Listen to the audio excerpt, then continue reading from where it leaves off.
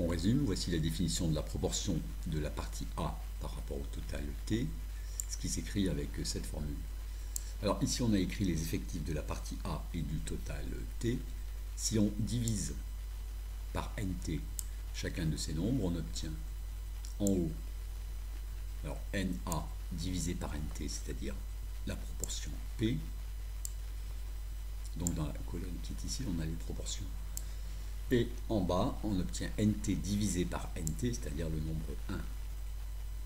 Bien sûr, l'opération inverse de diviser par NT, c'est multiplier par NT. Et un dernier multiplicateur qu'on voit ici, c'est passer de 1 à P. Alors pour passer de 1 à P, on ne fait que multiplier par P. Et bien se dire que dans toutes les situations concrètes, on connaît deux de ces trois nombres. Et avec les multiplicateurs qui sont écrits ici, on trouve facilement le troisième. Bien sûr, les produits en croix égaux marchent aussi. On rajoute le dernier coefficient multiplicateur. L'inverse de multiplier par P ici, c'est diviser par P. Alors bien sûr, tout ceci ne fonctionne que parce qu'on a un tableau de proportionnalité. On passe d'une ligne à une autre, d'une colonne à une autre en multipliant par un nombre.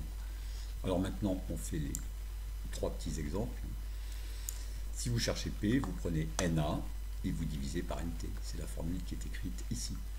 Si vous cherchez NA, on voit qu'il faut prendre P multiplié par NT. C'est celle-ci. Et si vous cherchez NT, on voit qu'on prend NA et qu'on divise par P.